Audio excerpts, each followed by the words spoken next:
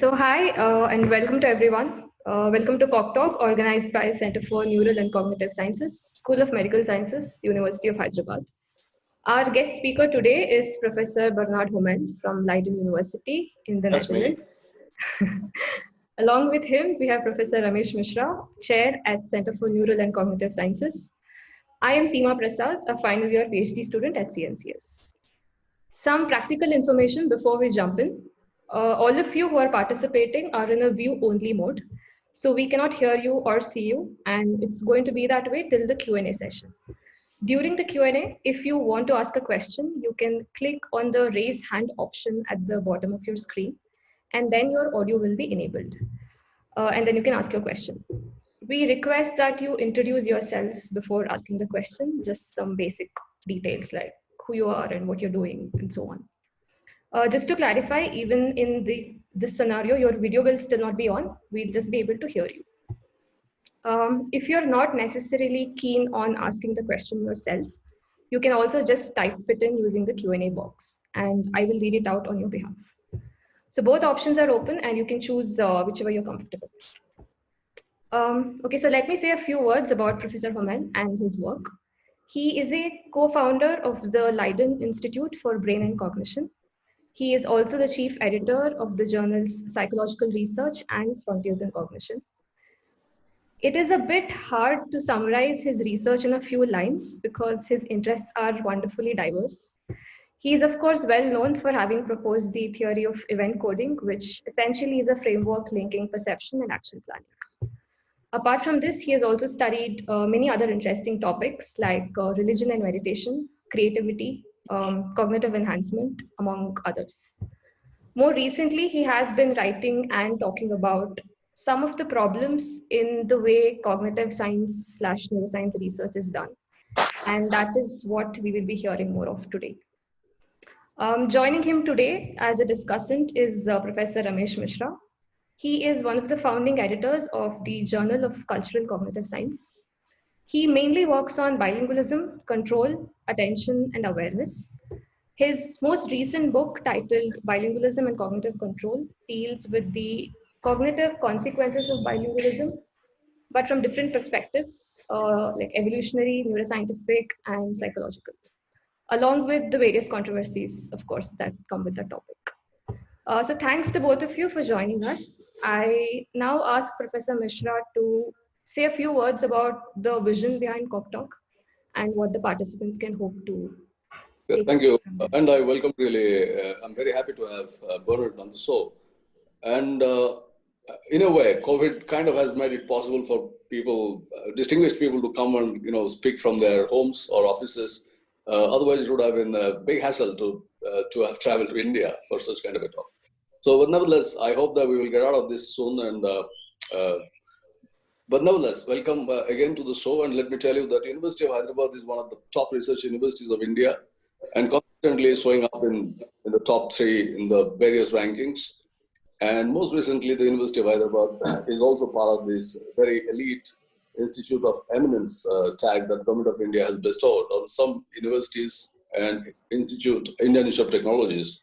They are the more premier engineering colleges. And more recently, the university surfaced in one of the 10.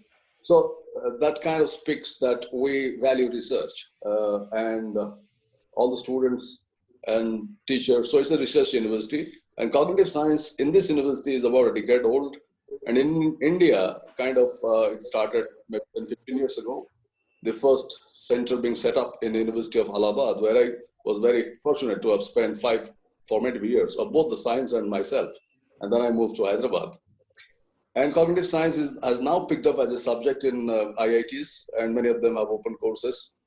So in that context, we started as some kind of a little exchange in the department itself about 2 years ago, where we were calling people when the world existed in the physical format to talk to us. And it started with a lot of enthusiasm. And then we thought that, okay, now that we are all kind of closed, why don't we continue using the facilities that we have? So we started the online version of it about 1 or 2 months ago, and many distinguished speakers that you can see on the website that we have for Cogtalk have participated and shared their knowledge. The idea is to have interdisciplinary exchange, whatever that might mean. Interdisciplinary, I think that Bernhard will say a word or two on that.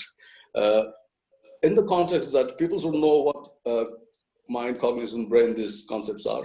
Because many people I know personally take interest and they write and they ask questions and they pursue courses, or they would like to shift their disciplines from A to B. So we have been keeping that in mind and calling people that have excelled or distinguished and have made big contributions to various fields, whether this could be evolution of cognition, like we had speakers, whether it is bilingualism, whether it is more general areas of cognition, both from psychological, neurobiological, computational, other aspects. So this is a forum for discussion, and we have kept it a little bit informal. It is not really where one should give a very tight talk, though one could. Then we have questions from the audience. And I hope that this kind of stimulates people's curiosity and their interest in understanding, and that they would later on go on and explore on their own. So the program is currently being hosted in this format, and people are they're joining from their own homes.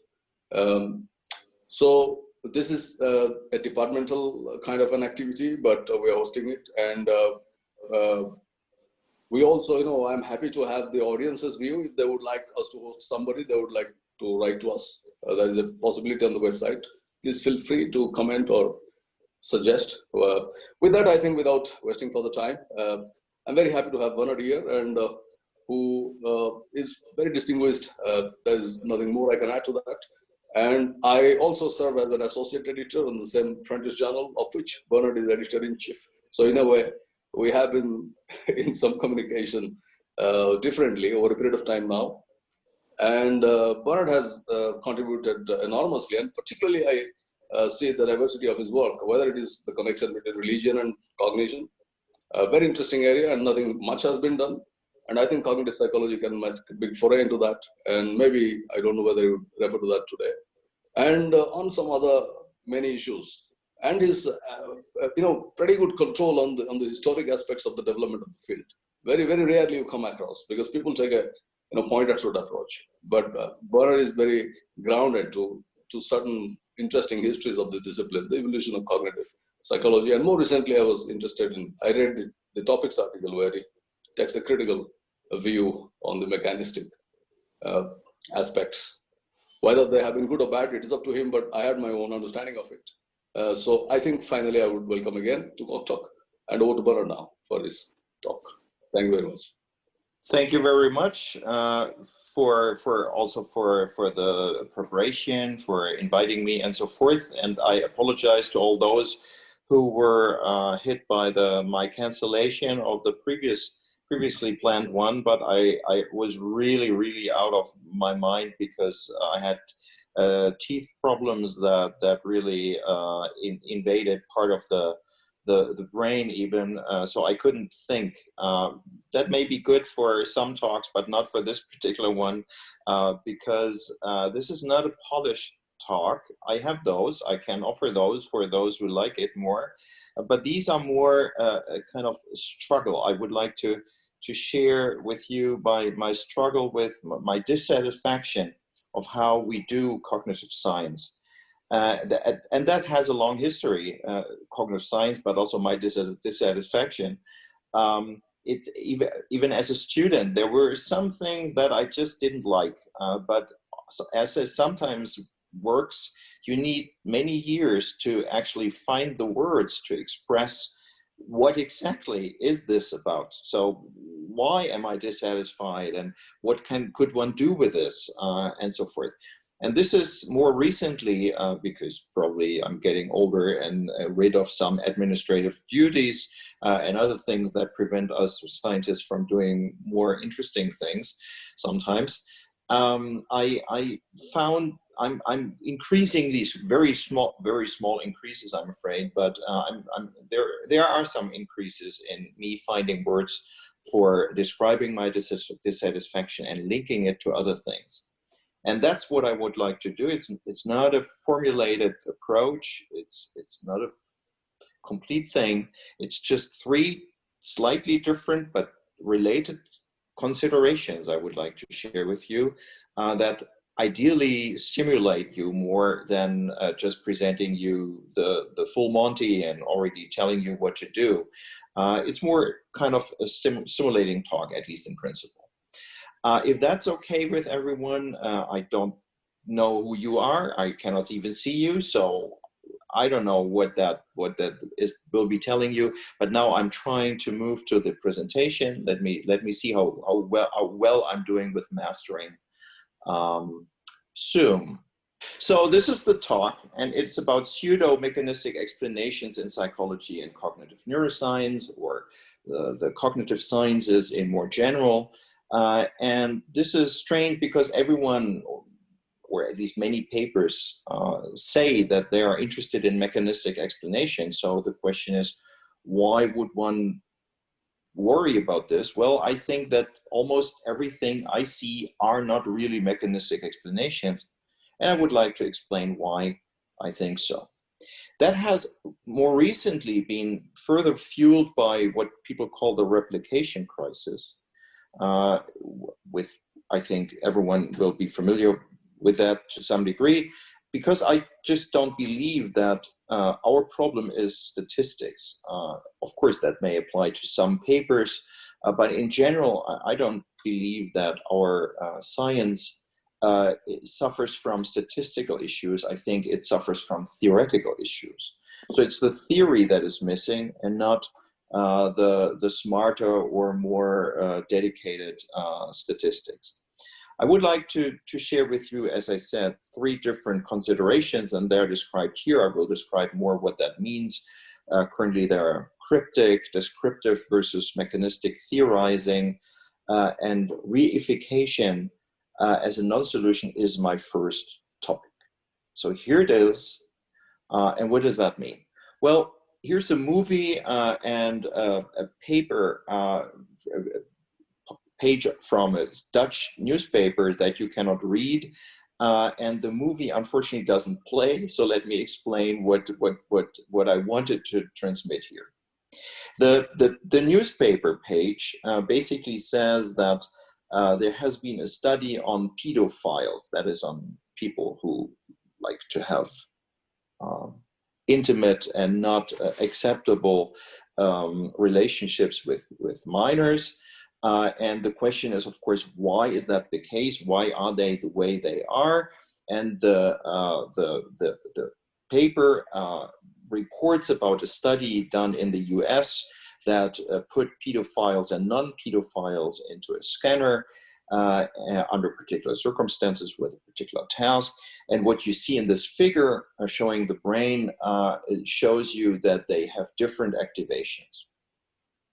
And that is supposed to be the explanation for why these people are pedophiles and others are not. Now, below this, you see Rebecca Sachs, an eminent scientist who does lots of neuroscientific research on empathy, that is, on our ability to put ourselves into the shoes of others, to understand other people and so forth. And she basically, in this TED talk that this video would show, she says how we can explain this fantastic ability. And the explanation is that we have a right TPJ. So a particular brain area that does it. Now, this is how we explain stuff, right? There are many other examples. So let me summarize this. We see a behavioral phenomenon that we think is interesting.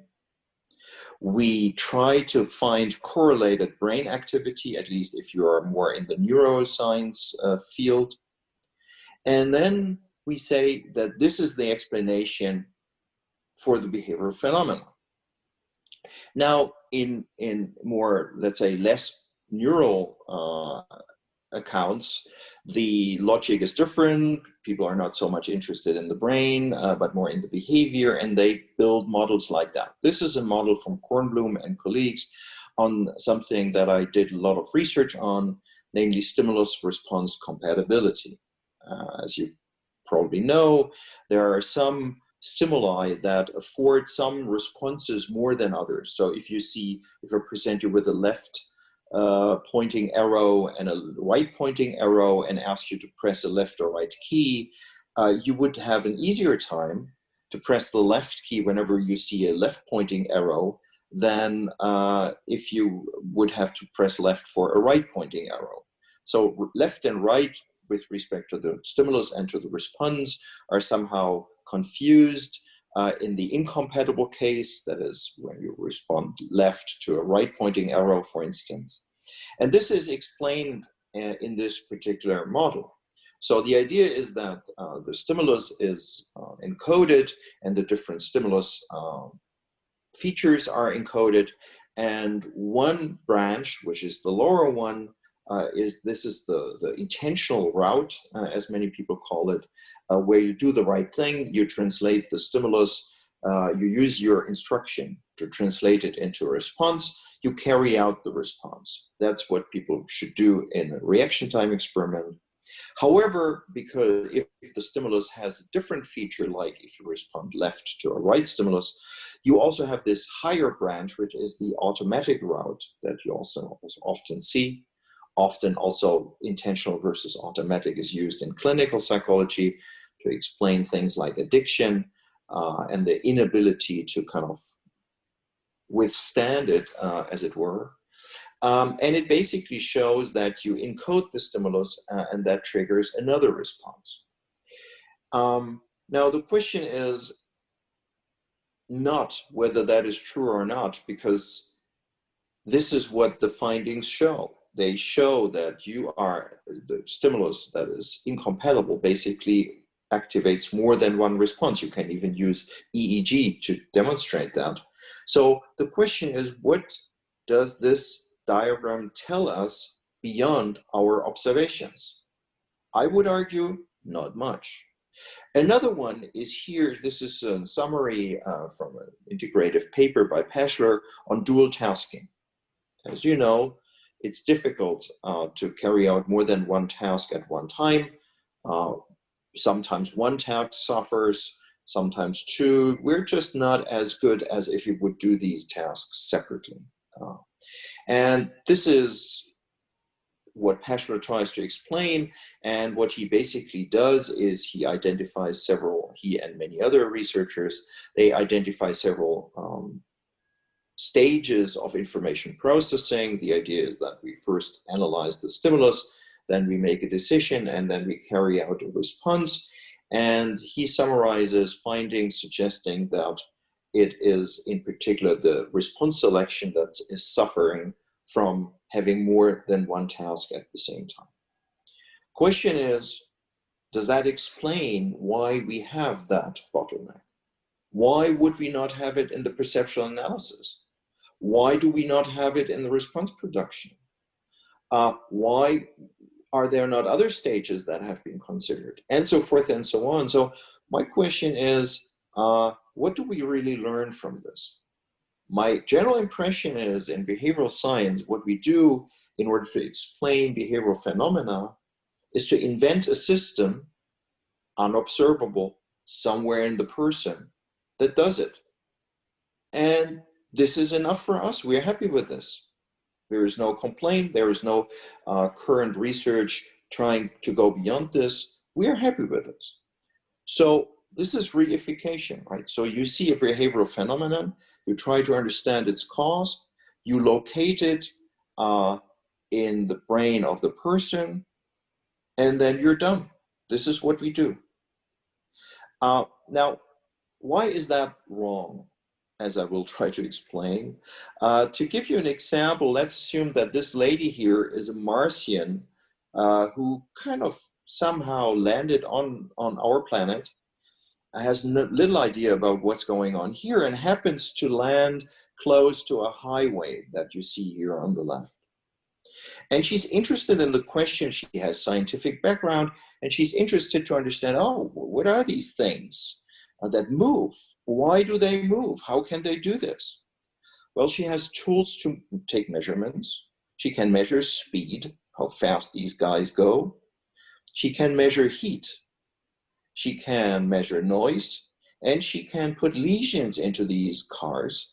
She has a weapon that's very precise, and she can switch off particular parts of the car in a very systematic fashion. And from that, she tries to understand what the causal basis for the moving. And here's what she comes up with. She finds out that what is very strongly correlated with the speed is the heat. So faster going cars are hotter. They create more noise, at least they tend to. And when she starts with the lesioning, she finds out that especially if she lesions the frontal part of the car, the speed is no longer as it has been. Sometimes the car stops, sometimes they move very slowly. So she develops this idea, depending on whether she is a more behavioral psychologist or a cognitive neuroscientist, that the speed can be explained by the presence of a frontal system that is there in these cars, and that explains why they move. Because if you switch it off, moving is no longer an option. The cognitive neuroscientist version of the lady would develop a more broader approach. She may say there's a speed network because there are other parts of the car, for instance, in the back of the cars that are also correlated in their heat, that they also are hotter if the car moves more faster. And so she believes that the frontal system is interconnected with other parts in the back of the car that together form a speed network that explain the speed. Now, what's wrong with this explanation? Well, it takes an agent that produces a behavior, and one wants to understand how that is possible. Then one identifies one part in this agent, a system that then is taken to explain that. Now, this is how we do research, right? Now, we're not interested in just one behavior, but in many. That is, this is how we operate. We investigate, different researchers investigate different behaviors, and they identify more and more parts and systems in the agent. And the question is, how can we go on? What do we learn from that? So how many mechanisms do we need? Well, I guess we need as many mechanisms as we have behaviors that we discriminate and that we're interested in. So if we're in a textbook dealing with 200 different phenomena, then we need 200 systems. Now, once we have identified them, perhaps even identified their neural background, we're done. Do we learn? What do we learn from that? Does that make us any smarter? I don't see how. Question is, why these? So why is it my right TPJ that makes me to be more empathic? Why not the left? Why not the frontal brain? What happened? Does that neural system has particular characteristics that make it particularly obvious to be the site of this? Is there an evolutionary story that tells me why it was this area? Nothing of that I read in the literature. So I guess these are really placeholders for something that should be developed, but no one is interested in doing those. Why is that wrong? Again, what is our purpose? What is our job? Our job, I think, is investigating human capacities, not just phenomena, but capacities that are defined by particular phenomena. We say what we want to do is to define the mechanisms responsible for that. What is a mechanism? It is a structure performing a function in virtue of its component parts. So we need to understand the components, we need to understand their interactions, and we need to understand how their interactions and the organization thereof explains the phenomenon. If we go back to the car, we need to understand that there's something like an engine. It's not important what kind of engine it is, but we need to describe what an engine is, what it does, that it transforms somehow input energy into motion. And then we need to explain how this is transmitted to wheels, that there are things in between that allow the engine to move the wheels, and so forth and so on. This is what we want. want to know in order to understand what the essence of a car is and how this can make it move, right? So it's representations and codes, it's processes, and it's the relationship between these representations and the processes with respect to the phenomenon.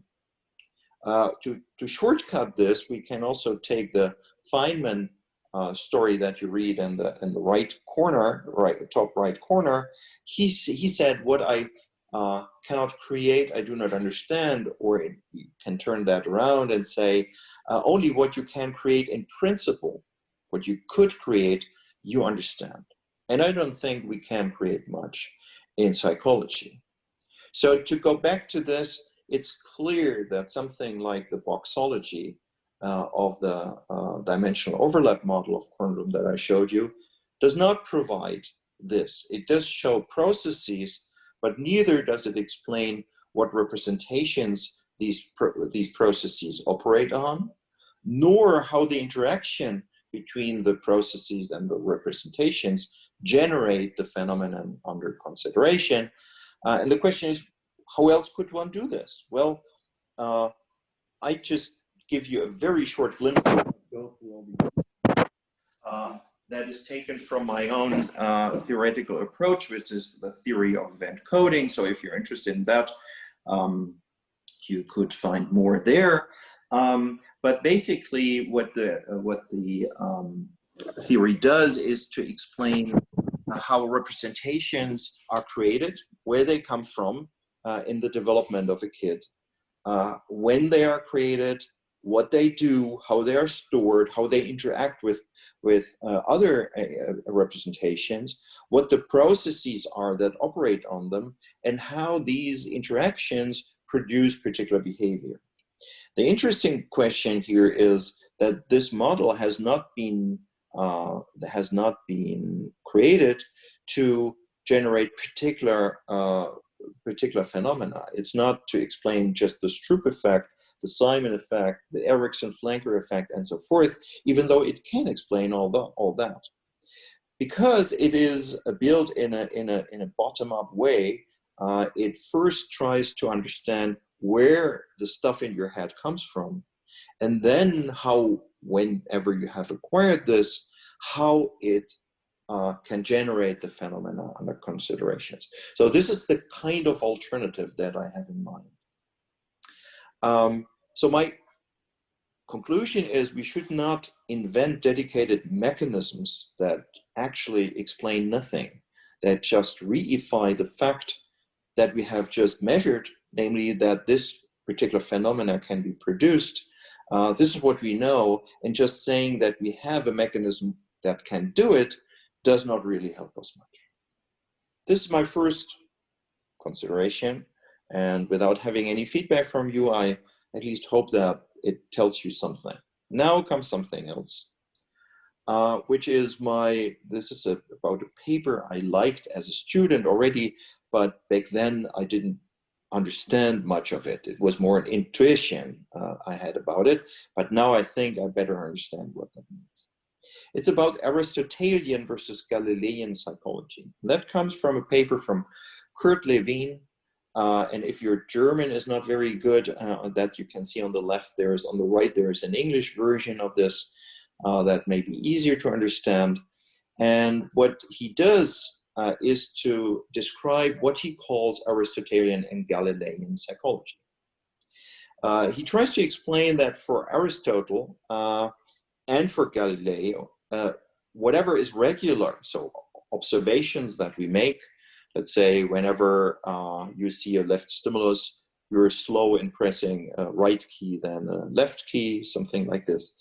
This is lawful, that you can observe again and again and again, and this is true for both Aristotle and Galileo. And the same is true for the frequent. So the more frequent you observe something, the more lawful it should be. However, then there are the differences, as you can see in this blue box in the bottom graph. So the criteria, so the first question is, what about individual cases? If you do standard stats, you see that some people are producing a healthy Stroop effect, if you know what that is, and others do not. Now, we statistically treat the individuals who do not as a chance case. So we just neglect it and try to get it out of the stats by using ANOVAs and other things. Whereas Galileo would require you to explain even the deviations, right? So if you have a distribution, we do not only want to understand the means, as we typically try to do with stats, but we also need to understand the variability, and we need to explain that with the same theory that explained the means. This is the request of Kurt Lewin. So how does that work? Well, in broader terms, he describes the Aristotelian mode by saying, look, first we take concepts from everyday language, like attention. I will get back to this later. Then we use lots of valuative concepts. We distinguish typically in discrete terms, either or. Either you're normal or you're pathologic. We categorize people. Either you're functioning well or you're malfunctioning. You may be, a route may be intentional, another is automatic. And it's always a difference between the two. Now, you tend to describe all these things in dichotomous categories. As I said, intentional versus automatic, pleasant versus unpleasant. And the classification as such is sufficient for explaining. So remember the dual tasking question. So big question, why does our performance suffer if we carry out more than one task at a time? What research did was to classify this to say, is it a perceptual problem? Is it a response selection problem? Is it an execution problem? And most of the findings point to response selection, and that's enough. This classification to say, oh, the problem is due to this particular processing stage, namely response selection, is for everyone sufficient to accept that as an explanation. Is that true? I don't think it is. So another aspect of Aristotelian is to consider only the frequent, only the to be expected is lawful and part of science, whereas everything else is random and therefore by definition not part of the science. So variability you do not need to be concerned about if you just get the differences between the means significant. And then people argue about when that is the case and how careful you should be, but everyone agrees that variability as such is not informative, only as an enemy, only as something that makes it more difficult to get differences between means significant, and so forth. So basically that comes down to the ignorance of individual differences. Now, how is Galilean logic different? Well, Lewin says that it roots concepts in known mechanisms. So if you want to try to understand a phenomenon, you need to reconstruct it based on simple mechanisms that you understand, rather than analyzing it from the top to the bottom, to make it smaller and smaller and smaller. I will get back to that as well. You should dissolve binary classes and categories into continuous dimensions. It's not about normal versus pathological, but you should dissolve that into one dimension where people differ without necessarily drawing a line at some point and say, here you're leaving the normal sector and you're becoming ill. We're also all ill, according to this logic, to some degree, just less than other people who we find in the hospital. Considering all processes as lawful. So your theory, without any addition, needs to account for both the means and the variability and the deviations. If not, it's not a good theory. So in other words, theories need to explain both mean effects and individual differences. And that is certainly a very big difference to Aristotelian mode. Now, to play this through with one example here, I took creativity as a different kind of approach to compare the two. You could look at this like you see here in this graph. The Aristotelian view would try to distinguish creative from non-creative individuals, whereas the Galilean would try to reconstruct creative acts by whoever does it by combining known simple mechanisms until we fully understand all the intricacies of a creative act. So everyone, according to this view, can be creative or non-creative at different points in time. There are no individuals who just always can do this or never can do this. And so forth and so on. I don't want to go through all that. Perhaps the last one is important. Ignore individual differences versus explain individual differences by referring to the exact same mechanisms that are used to explain the mean effects. Okay, so this brings me to my last. Let me just check how I'm doing in time. Okay. Psychology. This is what James Wright, the very famous quote, you probably have seen that several times, what attention is. Everyone knows what attention is, James says, but the truth is, if you look into the literature, what you see is very different groups of researchers who are busy with very different aspects of attention. Spatial attention focusing is investigated by some. Posner cueing would be one example. Others are interested in exclusion of information from through selection, like in the Stroop task or the Erickson task.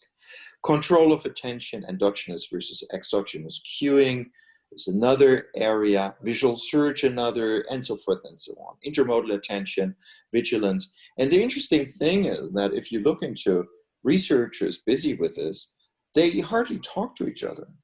They hardly publish in the same journal.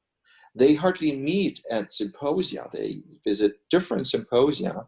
And the question is, what does that do to science? Does that allow us to integrate that, to understand what's the commonality? If there is no commonality, why do we call all that attention? Very unclear. So here is how we can describe the analytic approach. As Levine said, for the Aristotelian approach, we take a phenomenon typically from everyday language. We say, we use the word attention, so there must be something in us that produces just what is described by this word. Now, the problem is that words of everyday language are not developed for being very specific. They are heavily context dependent. Think about the different contexts in which you could use the word attention, attentive, attending. Very different, and only the context makes it clear what you actually mean. Then scientists realize this vagueness of the semantics, and they call for stricter scientific definitions. And then they argue for years about what the right definition should be, and people have different opinions on that, and so forth. And at some point, they disentangle these things into different sub-phenomena, which they again try to separate into different processes underlying these sub-phenomena. In the end, they may end up with hundreds of different processes without even realizing that some of these processes may actually be the same, because the phenomena overlap, are not identical, but are very likely to overlap.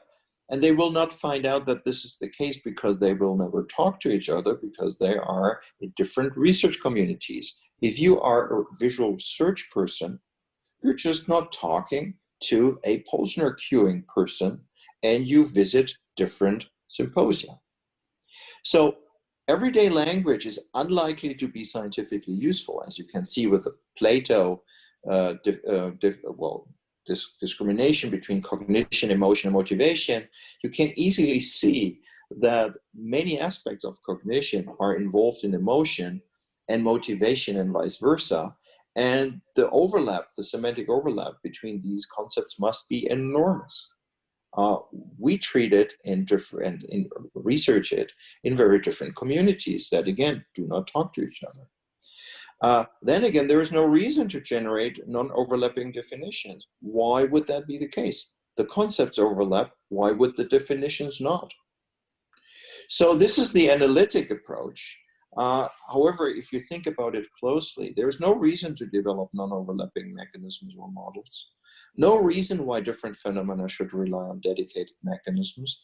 Why would you have an evolutionary mechanism that produces the Stroop effect? Did nature really think at some point, oh, wait a minute, would be nice to have a Stroop effect. I should create a brain area that just does this. That makes no sense.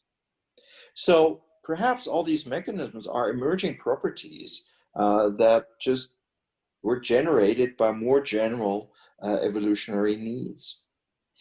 What is the alternative?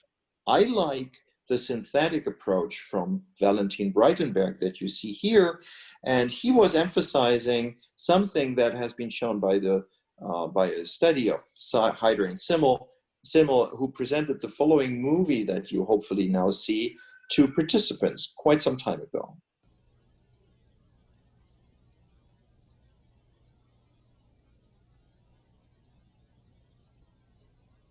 You see that basically there are geometric figures moving around, and they ask people to describe what they see. And they would not just describe the translations they see, but they would say, oh, there is the powerful, mighty big triangle that chases the small one, whereas the dot or the circle is trying to hide in the house. It's very scary, and so forth and so on. So we overinterpret what we see, and what Breitenberg says is that this is what scientists do as well. We interpret behavior in a too rich fashion and put too much into the brain, as it were, to explain it. And he tries to encounter that by thinking upside down. So try to think from mechanisms, very simple mechanisms that we fully understand, like the vehicles that he develops as a thought experiment in his book. And if we make them more and more complex in a way we fully understand, this is Feynman, only what I can construct I understand, then at the end we will see how simple the phenomena can be explained, and not by using how many things. So that's the opposite approach. The idea is that let's stick with very simple processes. Let's try to reconstruct the phenomena and see how far we get. We did that some time ago, not because we were so super smart and understanding that synthetic approach is better, but by accident, and only after the fact I realized that this is what we did. We thought about a way to describe individual differences in selection, and then we applied that to many different areas and questions like dopaminergic regulation, religion, sexual orientation, and how it affects behavior, and so forth. And it works in all these different domains. It's not a dedicated mechanism. It's not a religious mechanism. It's not a dopamine mechanism. It is just a mechanism, period. And it can explain many things.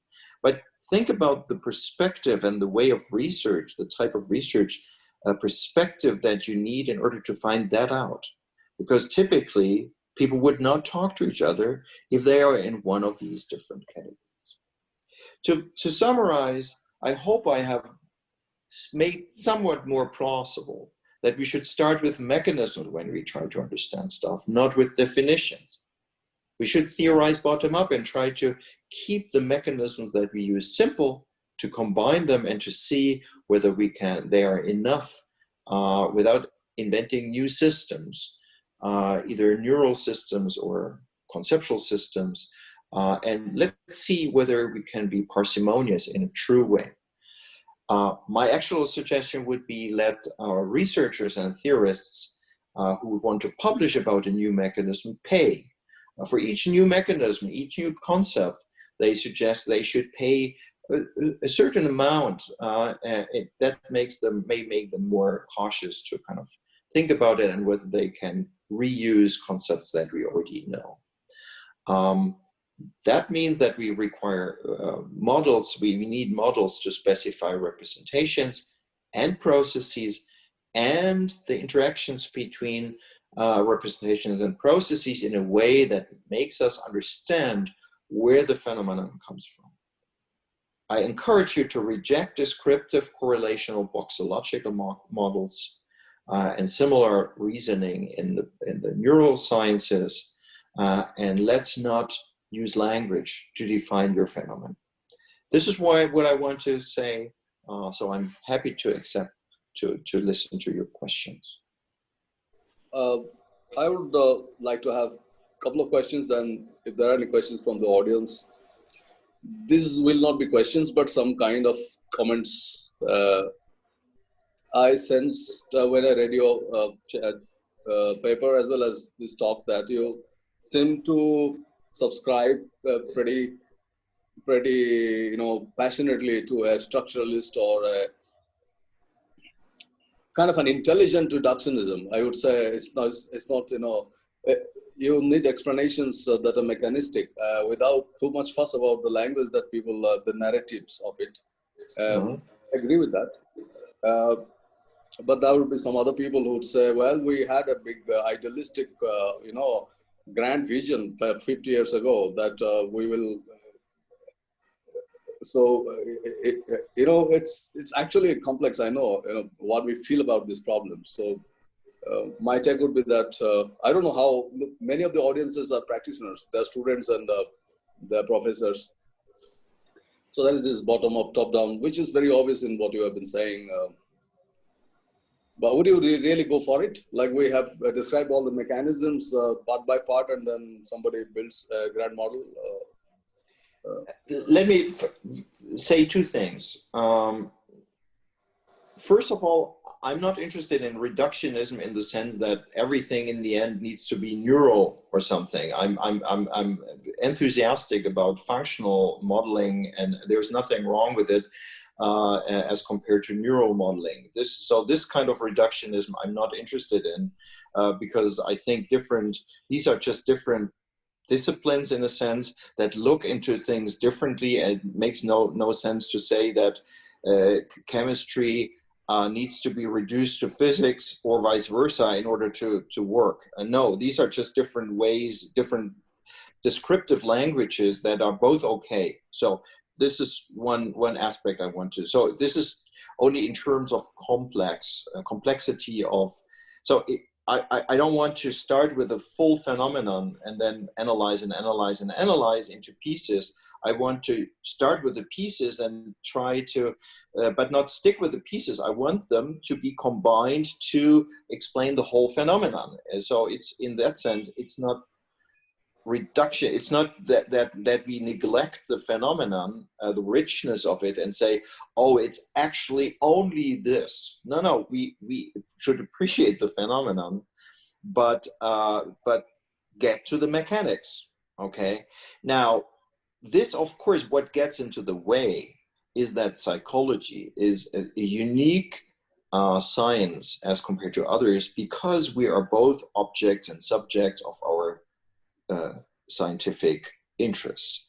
And I think this gets in the way because for many people, it is appalling to think that they, let's say, to speak in behaviorist terms, I'm not trying not to be a behaviorist, but what has been said against behaviorism is, I'm not just a bunch of reflexes, because this is insulting my integrity, my feeling of me as a person. And I understand this reasoning, but it's not scientific, period. So just try to get rid of it as long as you're at work, and then let's keep talking. But again, this insulting aspect of getting down to mechanisms, because it means to many people, oh, it's just this. It's not an appreciation that a combination of simple mechanisms can produce wonderful stuff. I think there's nothing wrong with this. This is true for many pieces of art, which in the end are also only little pieces of very simple things together being fantastic, Mona Lisa in Louvre, or whatever your favorite piece of art might be. So there's nothing wrong with that, but people find it very hard to overcome this personal level, and I have no recommendation how to do that better, but we have to work on this. Yeah, even evolutionarily speaking, we really don't know whether evolution preferred this little component because they have specific functions, which is well attested, like selective attention or working memory or orienting. They were there long before even our so-called understanding of this cognitive module emerged, maybe a couple of thousand years ago. But then when we now want to bring all of them back to build a grand design, we're losing that main, the key, if that is a key proposal from evolution's point of view, that this have been selected, given to you because these have specific functions for survival, but we have been using them for another purpose. So yes, many times it's not really clear when we, but it is also a possibility that parts give rise to a new kind of a whole, and absolutely, many, completely yes. different in function or completely different in its Yes. Yeah, all that. Yeah, so look, anything is possible. This is why we're scientists. If you're close to possibilities, then we're not good scientists, right? I just want to know the story. So, for instance, let's take an example. There are people who are interested in intelligence or other cognitive functions, and then they are doing, for instance, twin studies to find out how much is genetic and how much is not. Now, I'm not against that. One can do this. However, if you follow this literature, then you end up with statements like, this particular function is to 55% genetic. I said, okay. What I want to know is not something like this. What I want to know is which exact gene is involved in this by doing what? How does it, so I want to tell them the story from the functioning of the gene in the brain together with the other gene, and how this whole causal chain in the end produces us, or let's say increases our working memory or whatever the thing is. And no one even tries to do that. I'm not complaining that there are so many things that we do not know. This is always true for science, hopefully, because otherwise our young colleagues would have nothing to work on in their lives. Now, I hope that there are many questions remain after we are long dead. But no one is searching because people think they have done the explanation already, and they don't. So we're too easily satisfied. This is what I'm unhappy with. We are happy with pseudo explanations and do not move on, and that's just disappointing. I agree with you that you refer to Rebecca Sachs and cognitive neuroscience, for example, in the last 2 decades. I mean, all these brain images and correlations. And there are now criticisms that we really don't know much. Why they come together, or why some areas stay away, and the intensity of some with regard. But then we are very good in proposing subjective hypotheses in very narrative terms, like let's say in the field of emotion or social cognition. There is no end to such proposals. Then we want to find out brain areas, which you refer to. And the brain areas are limited, and they are not kind of, the brain is not exploding structurally in a massive way that you find Yes. New areas in every 10 years. But you find new ideas coming up as complexity of living increases. And then including the diversity question makes it even more. So I understand that there is this tug of war, and probably is going to stay because people with different specializations, that they either come to cognitive neuroscience thinking that they would be more keen on the brain side of it, or they would have some brain part of it, whereas they're committed to the more phenomenality of it, the subjective, the psychological, the immaterial aspect of it. So it's kind of, this division is clearly seen. Whereas you seem to be clear that You have no problem with the subjectivity of it, with questioning or with trying to accommodate it, but you are very clear that you want to build bottom up, brick by brick, and that Yes. explains the end product of it. Yes. That's your Just position. like a car, we need to, I mean, we realize that we don't need to over-specify, because we know, for instance, there can be, it can be driven by gas or by electricity or by, I don't know, whatever other energy. So it's just, we know that the engine, it can be different kinds of engines that operate differently, as long as they do their main job, namely transform this into that, and things like that. So I would like to have a kind of functional description that is specific with respect to that, because only then, I believe, we can do interesting stuff like cognitive enhancement. We can make more of our abilities if you really understand how the causal chain works. Then we can think about, of course, ethics are involved, and that should be discussed first. And I'm fully aware of all these problems. But if we want to make people better, or if we want to resolve issues, handicap people, or we want to tackle psychiatric issues, we really need to get into this nitty-gritty. It's not just enough to have a pill that apparently does stuff. This is typically the level of medical understanding of these things. Think about psychiatry, just as one last example.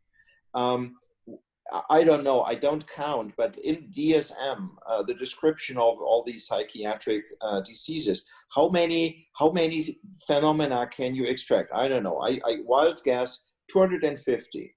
Now, if this is translated into mechanisms or malfunctioning mechanisms, do you really think, number one, that Mother Nature has thought about all these 250, has thoughtfully created 250 separate distinguishable brain areas that one by one produce all these different categories?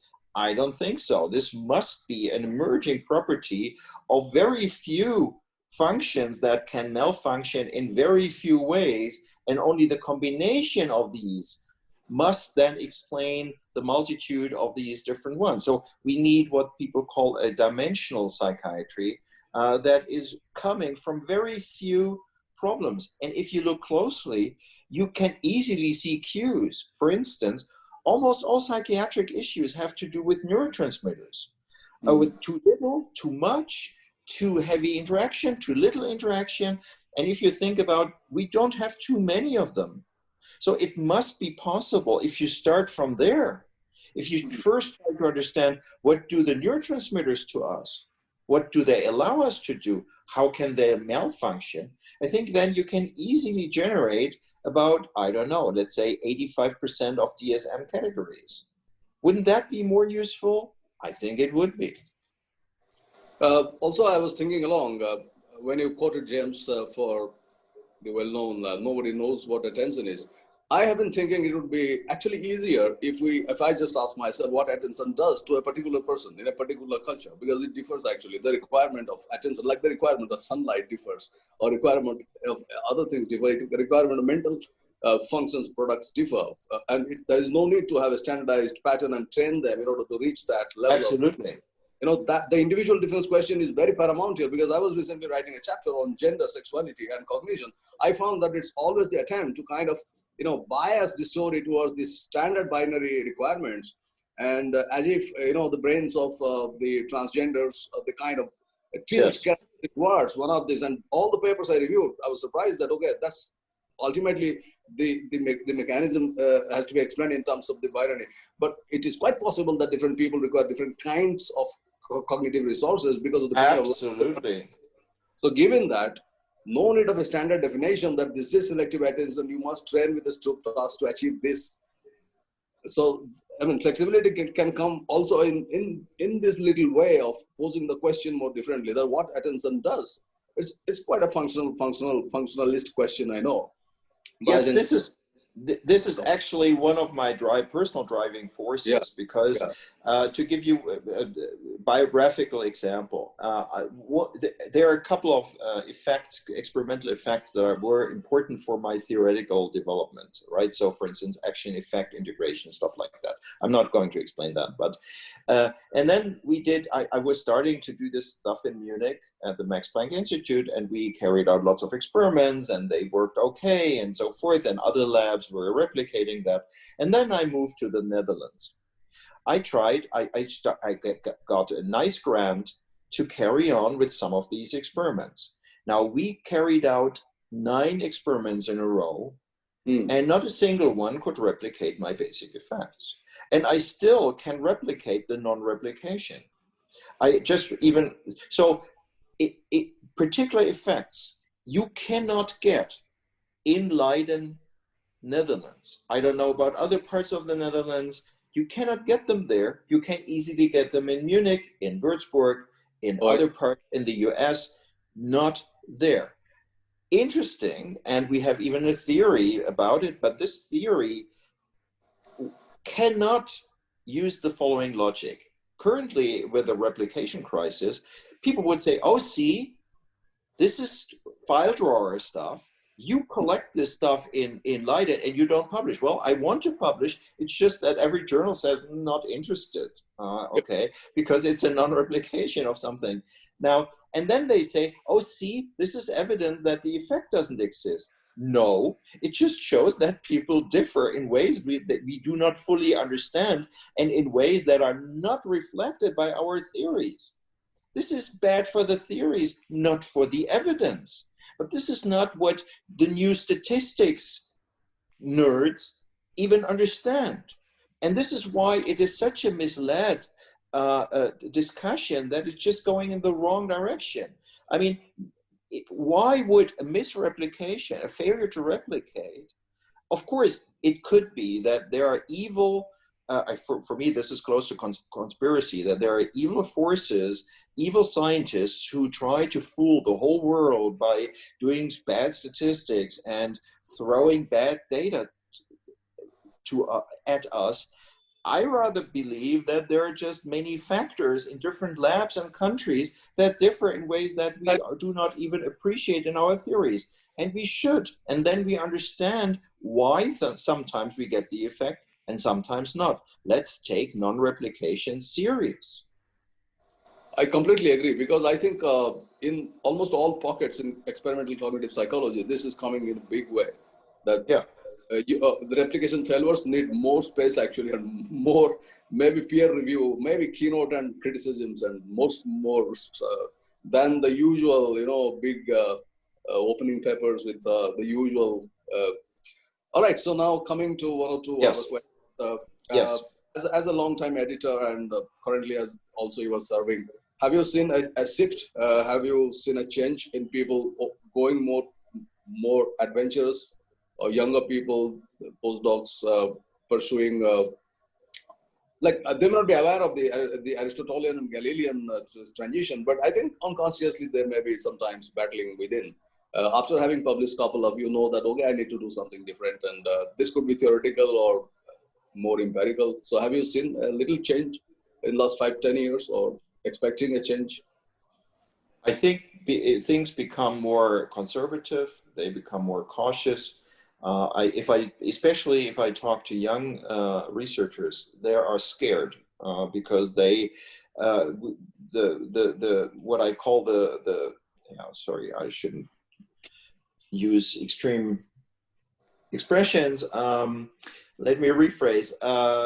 Let's say the new statistics people tend to create something. No, I start even differently. In my department in Leiden, there have been applied researchers who were interested in human errors. And they investigated them whenever there was an oil platform exploding in the Oman. Then they traveled there and tried to find out what was wrong. Not physically, but in terms of stuff. Can we increase the collaboration, the communication in stuff to kind of make it easier to deal with this, to avoid problems and so forth. And there are a few, from human error research, there are a few insights that I think are widely shared. You cannot avoid errors. In principle, experts, surgeons are not better because they never make errors. No, they can deal with the consequences of errors better. If they make an error, they know what to do and how to kind of reduce the dramatic impact. This is what they are better in. And second, you need, in order to slowly make it better and better and easier to deal with errors in a more efficient way in a company, you need an error-friendly, not error-friendly, but an error-making friendly climate. You need to be open. You must not create an atmosphere where the individual who made an error would be way too scared to admit. You should do the opposite. You should say, look, I made an error. I made a mistake. I didn't mean bad, but this is what I did. And now what can we do with this? How can we deal with that?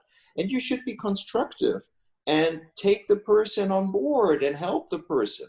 And this is the exact opposite of what we created now in our research community.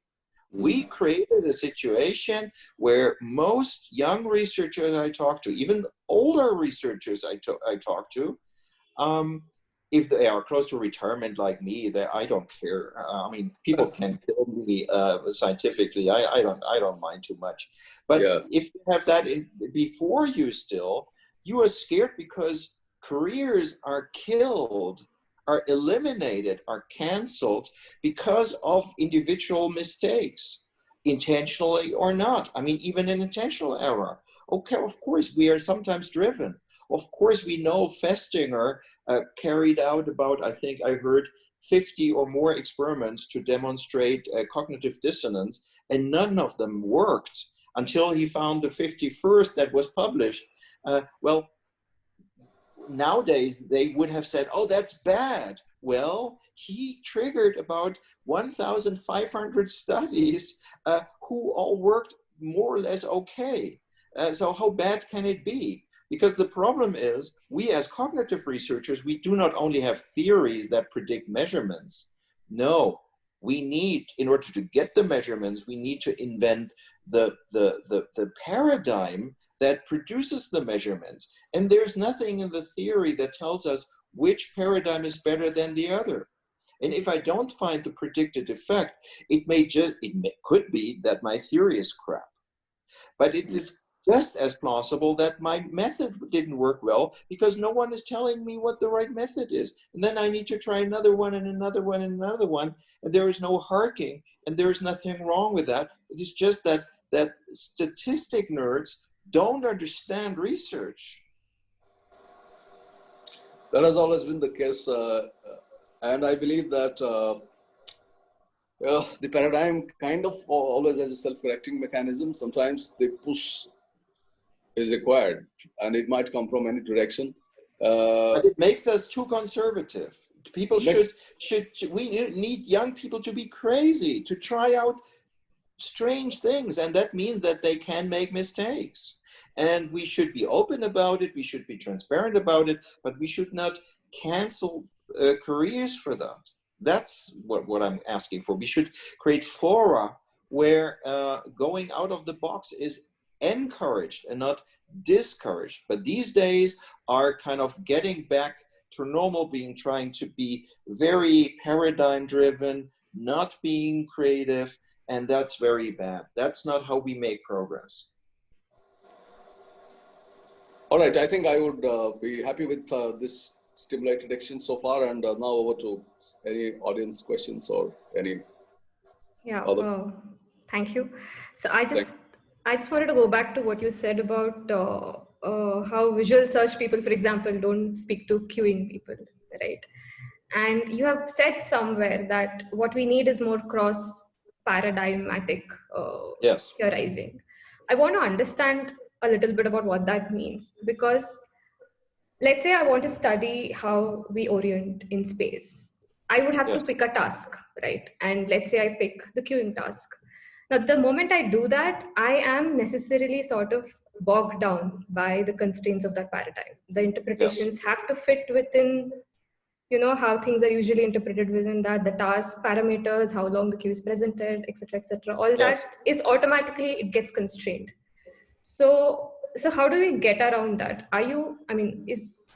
Do we need to change the kind of tasks that we are using, or the initial question about this categorization versus of spatial attention versus some other type of attention, is that Yes. itself problematic?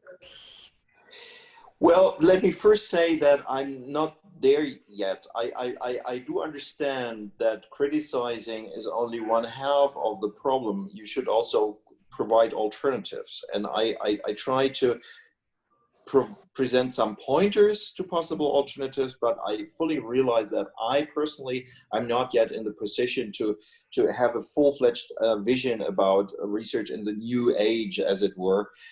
However, let me try to give you at least a few pointers, aspects that might help to kind of get out of this. First of all, I think, and that sounds trivial, but I think it isn't, there are many people who publicly, but also for themselves, consider themselves paradigm researchers. There are people who are saying, and I realize when sometimes someone said, oh, you are investigating the Simon effect. I said, oh my God, no, how can one do this? This is an artificial, totally hyper-controlled effect in the lab that only is a tool for us to understand something bigger that is more important. So we should not define, and we should inspect ourselves and be critical with us, whether we implicitly perhaps still do it, to define ourselves as Posner-curing person or as true person, or and if we have a little bit of yes to this question, we should think, how can is that good? Perhaps not. What is the deeper interest? Why am I attracted to the Stroop effect? Why do I find that interesting? Well, perhaps because, and then I should reach a different level, a different abstraction of the functionalities that I'm interested in. I should generalize more. If you generalize more, there are more paradigms that come into play because you're getting more abstract in defining what you're interested in. That is the second interesting thing. Of course, I understand, if you are a PhD person, you are super happy if you start to understand this one paradigm you started with, because it's so non-simple. My PhD student of mine, we worked on the attentional blink, and I know that every year he was able to increase the size of the effect by about 5%, and he couldn't explain why. He just played around with the parameters, and then you go with the one that somehow works better, and so forth and so on. So this is not simple. The tools that we use, but they are tools, not more. But the tools require expertise that is not trivial to get, okay? So I fully appreciate the fact that you start somewhere, okay? However, as soon as possible, I would think about, well, if I go to a more abstract definition of my thing, then the following two other paradigms also come into play, and try to expand your theoretical understanding to a degree that also comprises these two. This is not the world, but it at least forces you to go there. Like in my case, give you one concrete example. We developed the theory of event coding for particular cases, for stimulus response compatibility, imitation. That's about it, plus a little bit in the neighborhood.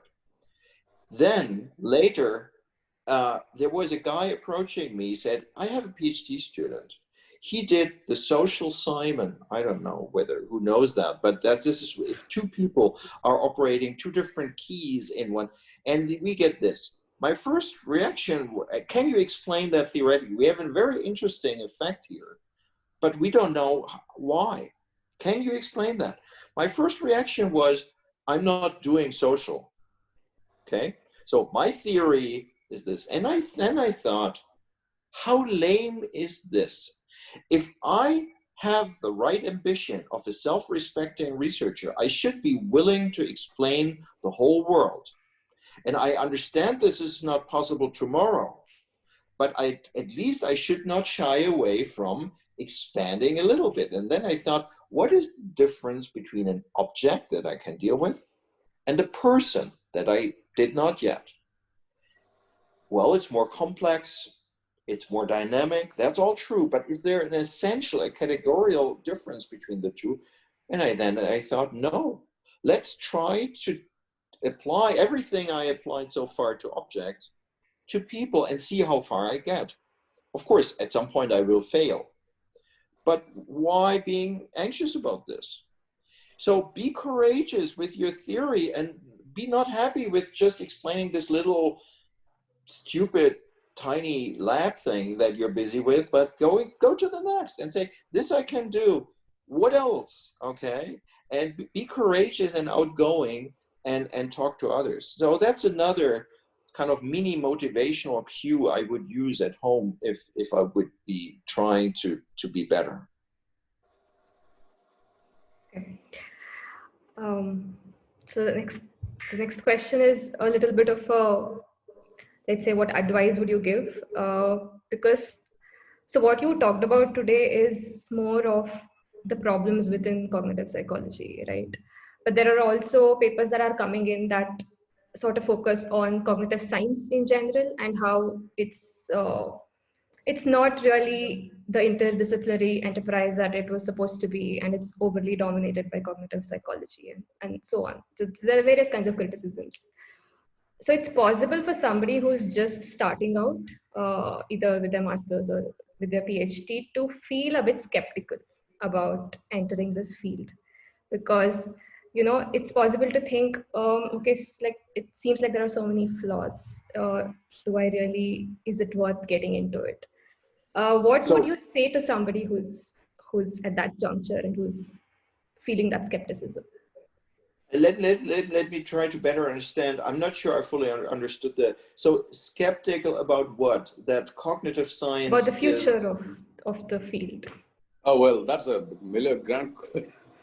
Yeah, I mean, but there are people who might be feeling that way. In terms of a job, or in terms of fame, or in terms of really feeling No, in terms of what kind of research questions to pick up, and if there are certain existing problems with the way it's done right now, and if there is not much clarity on what else can be done, Yes, I mean, first of all, I think it's a matter of role understanding. So you should, of course, once you get into a science, typically as a PhD student, or perhaps even earlier as a master student, perhaps, you slowly, it's a process. I fully understand that, but you should should grow from an object to an agent. So at some point, it is not just, you're not a passive receiver of the science that is out there and that you're confronted with, but you are part of it. And you can change it tomorrow. It's not very likely because it's a long process as well to change things. And you also need to make your mind up and to understand.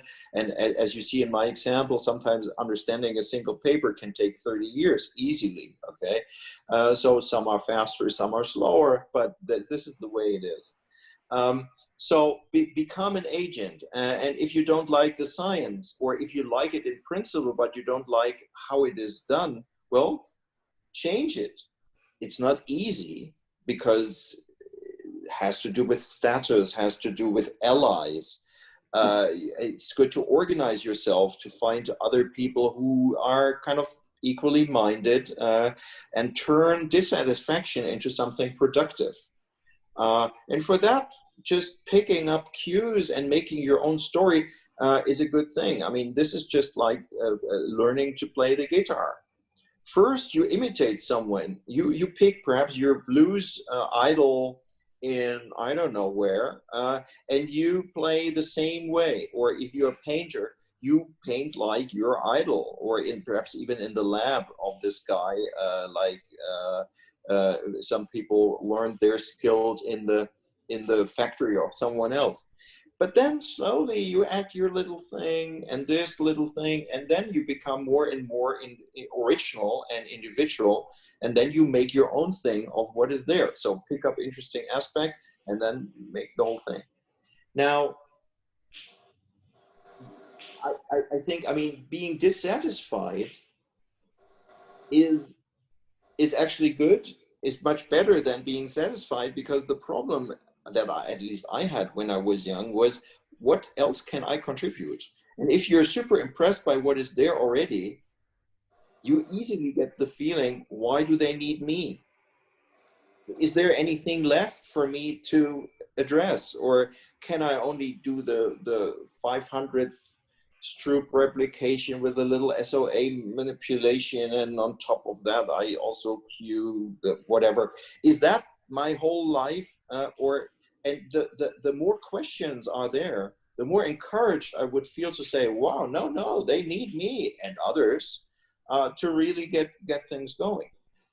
So I think this transformation in your self-understanding, becoming active, proactive, rather than a receiver of something, this is difficult and a challenge, but it is important. And because this turns you into a valid member, a valuable member of our community. I think that's a great piece of advice. So we're starting with the Q&A now of audience questions. Just to remind people who joined late, maybe you can ask questions by clicking on the raise hand option at the bottom of your screen. Okay, so I will start by some questions that we have in the typed format. Mm-hmm. So we have Neela Kanteshwar asking, do mechanisms have to be physical or reduced? No. As I tried to explain, so for instance, if you, whether sometimes people have let's say a neural language when they describe stuff. So you could say that, there's I don't know, dopamine is going to these neurons and they fire and so forth. Whereas other people have a different language. They would say, there is the whatever system that, and so forth. What I'm unhappy with is to stay at the systems level, but the language I'm not worried about. I think having a functional language that is referring to what all these neurons do, rather than where they are and how they actually mechanically do it, this is fine with me. I think there is no need for us. It's a little bit like the engine. You don't need to go to the real boom if you just describe what the engine does. It transforms energy into motion in particular ways through, for instance, by creating explosions that move stuff. Now, I think this is enough to understand the essence of an engine in the context of a car, of moving a car. You don't need to describe the physics of the explosion or the way it is produced and so forth and so on. So a functional description of what's going on there, I think, is fully sufficient. But for instance, to take an example, if you do dual task, if you're interested in dual tasking, and to say, it's the response selection stage, is not enough. So what else would one like to have? Well, let's assume if you describe response selection, if you think about how that works, you would like to know how are responses represented, not necessarily in terms of neurons and not necessarily in a particular part of the brain, but how in principle, how do you know what you could do? Okay, not necessarily, let's say, consciously, but how does your cognitive system knows what is available? Okay, so apparently you need to have something that translates the instruction into a selective pre-activation of representations of your response. And then you may refer to ideomotor theory to understand how we can acquire a potpourri of responses, how we can know what we could do in the world. Because if you have no idea what you could do, you cannot even make a single action plan. So you need to somehow to understand where are those options and how do I get them? Okay, that must have something to do with your ontogenetic development. If as a kid you have no clue, but in the end you do have some clues about what you could do. So something happens during the development that makes you known, makes you know stuff. Okay, so all these things are important, and then once you know that, you can do the same for stimuli, and then you can ask questions like, well, if the selection of a response is very much like the selection of a stimulus, what is so different in the selection of a response that makes that a bottleneck in dual tasking, but the selection of a stimulus not? Or does it perhaps create a bottleneck, but not in the tasks that we carry out, because the tasks are biased towards response selection, but do not pick up all the problems that we have in stimulus selection, and so forth and so on. So the question, so what I want you to do is to look inside the box, and what you see there, you should describe, how there are components and there are operations operating on these components, but you don't need to use a neural language or physical language to describe them. The functions are fine. There's nothing wrong with that. But it's the elements. This is the reductionist aspect, but it's not about a particular physics versus functional. Okay. Next question is by Dharmesh, who is a master's student in our center. He says he has been waiting for this talk for a long time. Okay. His question is... Sorry for not delivering the first time. His question is in reference to an earlier work of yours, Effect of Psychedelic Microdosing on Creativity. He's asking, what is your view on the future of psychedelic research for mental health and psychological well-being and creativity? He wants a positive answer in order to... Well, a couple of comments. First of all, it should not be,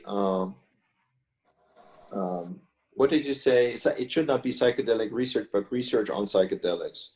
Just to make it crystal clear what is meant. And I'm saying that because there are unfortunately, and I'm busy with a number of them, there are unfortunately a number of areas where, again, the relationship between the person and the research interest is closer than in others.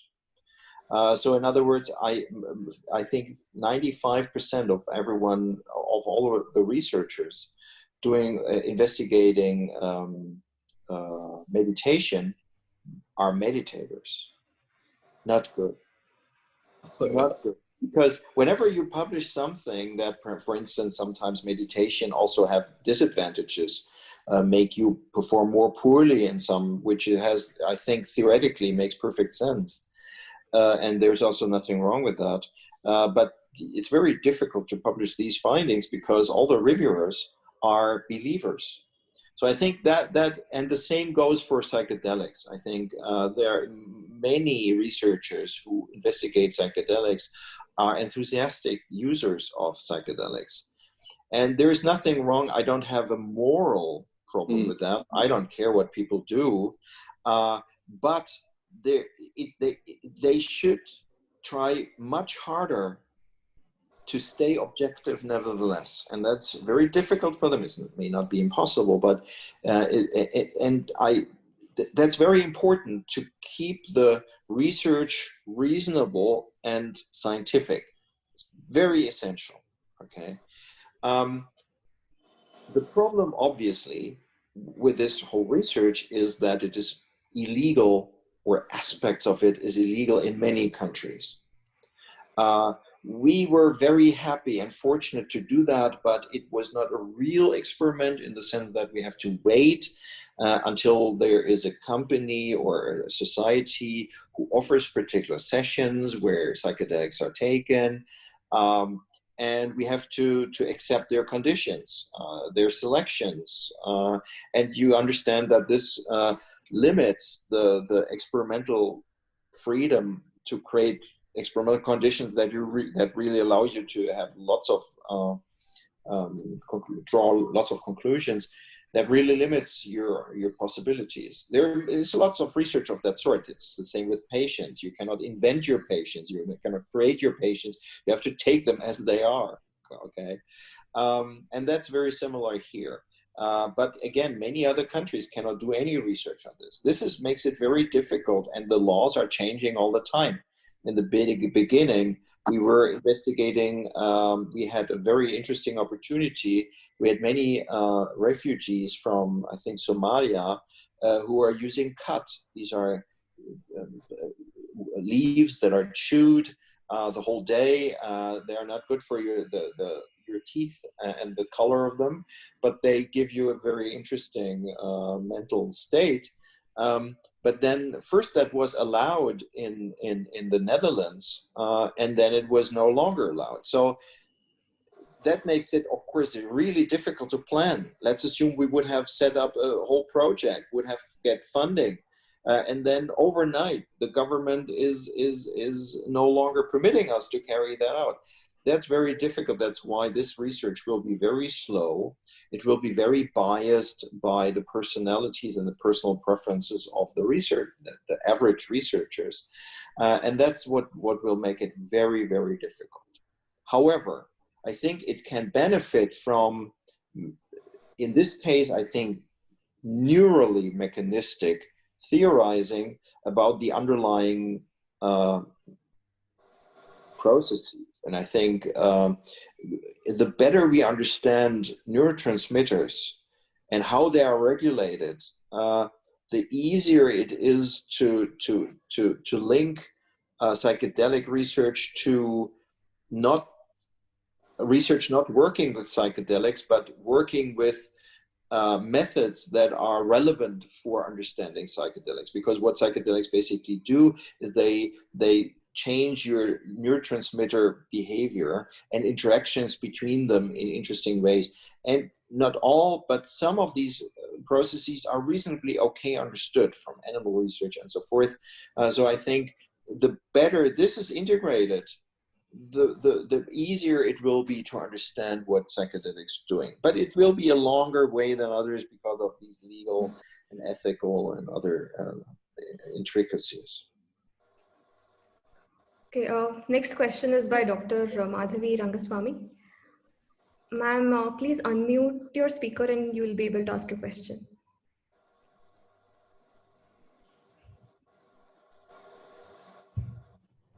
Thank you. I was just wondering, very interesting points that I heard in this talk today, and it's something that bothers most of us who work as researchers in cognitive psychology. You feel like you're going around in circles, and a lot of the studies which get published look kind of circular. So these problems exist. We've been discussing this concept of embodied cognition in our classes. I would like to know what do you think of those methodologies and perspectives and this sort of like, let's say, a subaltern way of looking at cognition? Yeah, this is a complicated field, which again is complicated by the fact that there is, again, I was trying to discourage people from using definitions, but if you look at the definitions, they differ dramatically. And if you look, without even looking into the definitions, into the way, just pragmatically, into studies saying that they are interested in embodied cognition, and then looking into what they do, you can, of course, identify the underlying meaning. I mean, if someone says that, for instance, holding a warm cup of soup makes you more happy, then there is an underlying idea about what embodied cognition is. And I think this is very different from other kinds. I mean, there have been other authors who try to, like Wilson, who identifies, I think, 6 different kinds. I also looked into 6 to 8 or something. That's Yes. not important to kind of, the numbers are not important, but the problem is that almost all of these, I'm not even saying that some are right and some are wrong. The problem is that most of them are metaphorically based. They are, so people with a soup, like with a warmth, they don't tell you why they believe this link works. Let's assume, of course, there are data questions, statistical questions, but let's just, for the sake of the argument, let's assume this would be a replicable, easy to understand effect, that whenever I have a warm cup of soup, I hold it, I become happier or more friendly or more, I don't know. I would like to know why. I think there's nothing unreasonable in assuming this, but this is just correlational. I want to understand what the warmth does. It has to be perceived. Okay, I can understand that. I perceive warmth. But then what? How does the warmth enter my happiness center? And no one is telling me this. Now, I'm not saying that there can never be a story of that sort. I just want people to tell it to me. And we are even busy with doing this. So for instance, I think most of this has to do with what we call stereotypes. And what is a stereotype? Well, it's basically an association between features, right? So if I believe that, I don't know, African Americans are faster sprinters than others, I just use the skin color feature and combine it with speed, with high speed under particular circumstances, let's say in sports. And then I have this triangle, and then I believe everyone, and then of course I'm super surprised that there are black people who cannot move very fast and stuff like that. Or that I believe that Chinese people cannot deal with alcohol or stuff like this. These are stereotypes where you basically acquire associations. Now, it's not a strange thing. There's nothing odd with assuming that co-occurrent features lead to integration, and everyone knows that we pick up these correlations all the time. Perceptual theories rely on this. Carl Friston's predictive coding rely on this. Everyone believes that this is the case, okay? So stereotypes in terms of correlational networks of features are everywhere, and that we use them to predict other things, to overgeneralize, if you like. I mean, whether it's over or not depends on the validity of your feature network, right? That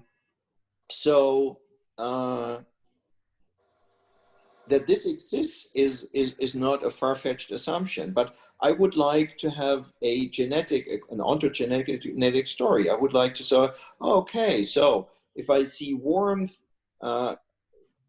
compared with what?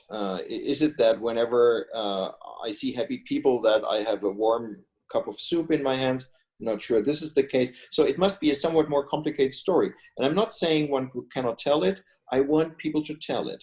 Now, hardly any of those 6 or 8 groups of embodiment people have a good story. The best stories are being told by the mirror neuron nerds. However, I think what they do is they overemphasize, they basically also classify, because they say, oh, I can imitate what you do because I have mirror neurons. This is not different from saying I can empathize with you because I have a right TPJ. I want to understand, if you have mirror neurons, how can you get them? Where do they come from? And how can they do this very tricky translation between what I see and what I do? Because as Wolfgang Printer has tried to explain, seeing you doing something and producing this is very different. There's very little relationship between the two, and it's a miracle how we can have mirror neurons and not an explanation. But this is how they are treated. They are treated like an explanation. And so what I think is, I'm a big believer in embodied cognition. I strongly believe that the body is really, really important, not necessarily for generating cognition, but for acquiring many, many cognitive and emotional and other motivational skills. I think in that case, I'm very close to Piaget, basically, who sees this strong relationship. But in order to make that a useful theoretical approach, we need theory, and they don't deliver. And this is sad. We need to do better. Thank you so much. You're welcome. The next question. Just to add one or two points that I was thinking. First of all, it has obviously tried to humanize the classical cognitive science, and it brings in body, but then it doesn't allow falsification of some of its assumptions. I don't say that embodies allow any falsification, and much of it, there's a book like around here by Lawrence Shapiro, very strong claims. Yes. Very strong claims. And secondly, when you really put down those, let's take example of people that have amputations, that have no hands. So they would have terrible cognitions according to embodied, because they simply would have half of cognition of what we have, because they don't have hands and legs or eyes or ears. However, on the contrary, we see great advantages in many of these people because of neuroplasticity. And we ourselves have shown a lot of it in deaf people. So embodied would have a roadblock somewhere if it is stretched to full to all kinds of people. So they don't know how to handle the diversity question. I mean, the individual differences.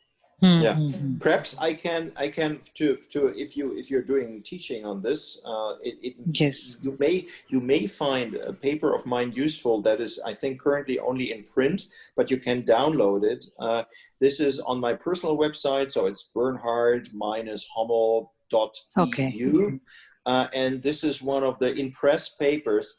And you will see it because I've been invited by authors who are writing a book on embodied cognition, and I was invited to do the what next, so the future, the outlook, the concluding chapter. And there I have tried to express all these, not necessarily as a negative thing, not as a criticism, but as a kind of challenge. That needs to be met.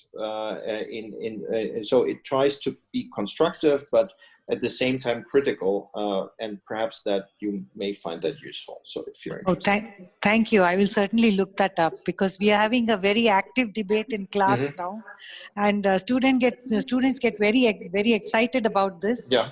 And many of them don't necessarily subscribe to mental representation as being the the holy grail of cognition. And they are actually quite excited by embodied cognition. Yeah, but, that's liberal humanizing of a lot of hardcore computational disembodied theories, and a lot of work. Why we even have started thinking like that in the last 40 years. A lot of other things are at work. I mean, that's another debate. But I would be happy to think more broadly. So why these are more charming. But like embodied cognition, that's not a problem. Nevertheless, we can move on to. Thank you so much. The next question is by Akshay Dikshit. Please unmute yourself. Kindly be more direct, and we are running out of time. Bernhard has been, I think, waiting for a coffee maybe because it's already 2 hours. So we have to be, bit. I know a lot of questions, and we can go on, but many of you can write an email to him on his website he gave, and he'll be happy to engage with you. If there's one question, more direct, would be very helpful to us. Thank you. Yeah, can you hear me? All right. Yeah. So I'm Akshay Dikshit. I kind of have a background in cognitive neuroscience, and currently I'm just looking for opportunities. So when I started with research back about 3 years ago, I was working on video games and its effects on sleep. And I came across this model which talked about the relationship between technology use and sleep. So I kind of went back to the literature and found that the initial model was very simple. And over the years, there were people who added multiple components to this model, and over time, it became very complex. Not that it was wrong. It explained those, it justified the additions. But when you look at it from we as junior researchers tend to prefer the newest model, So how will we ever know if the initial model, whether we should use the initial model or the newer model, when both these models explain the same, exactly the same kind of thing? Well, I mean, first of all, I think there are two different functions of models, and that co-varies with their degree of abstraction. I think one aspect that is sometimes underemphasized is whether they stimulate new research and interesting research, new avenues, new tools, and so forth and so on. So I remember when we were submitting our theory of event coding, people were rightly complaining that it's not testable. And we said, yes, that is correct. And then, of course, why would you have the balls to say, and yet it should be published? Because we thought it would be more generative. It would allow or stimulate people to have new angles, think about things in a different way, and create experiments that have never been thought before, because the old theories kind of closed the case rather than opened the case and made it more interesting and put it into a different perspective. And we wanted to do this exactly. And I think this aspect was very successful. So we have seen many strange, weird experiments that have never been done before. That is one aspect. But the other is, I think, Kurt Lewin, the guy with the Galilean and Aristotelian, also something he said was, nothing is as practical as a good theory. And what that means is that the question is, having a theory as the last word is useless. Why do we want to have theories? I think they are important. I advocate the creation, but they have a purpose. They should allow us to make things better. They should allow us to make people better, to help people who are handicapped, to create environments that are more useful to us, that are more human, that are more, let's say, supportive for us, and so forth and so on. And if the theories are not helping us to reach those goals, they are eventually not practical in Levin's terms. They're not useful. They may be right, but whether they are useful, we can try out. I mean, we can just apply them once we have them, and then you can see which of the theories allows you, with respect to the first characteristic, to think of new things to approach, to new experiments that you could do, but also practically to make our world better. If it doesn't help you to do that, then I would prefer one that does. All right, thank you. That explains.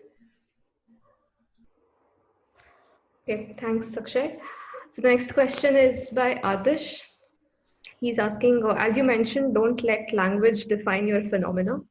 So when we are talking about mechanisms, that is the process behind our cognition or the way we perceive things from our language society, the narrative part that is supposed to be dealt here seems to be absent or confusing often when we say that don't let language define the phenomenon. So I'm not sure I understand the question. So, okay, the reference is clear. So it's about the language, but what is the question exactly? What, do I see it here somehow? The question, I see it now, yeah.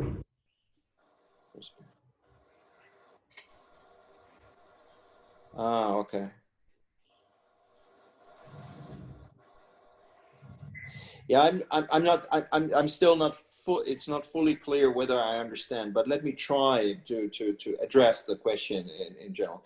So I understand that if my suggestion is reasonable, that we should not use language to define so what else could language be good for? If that is one of the aspects that is addressed here. And I think it is useful. I admit that this was, it took me some time to kind of get into this. the way I went into this question was the following.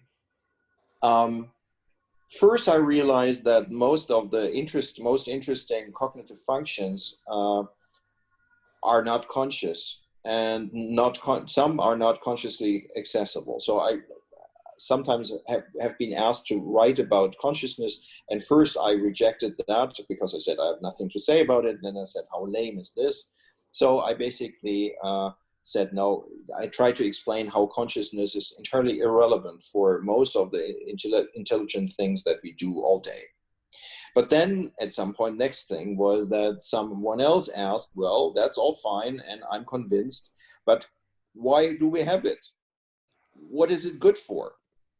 And then I thought, okay, what do I have to say?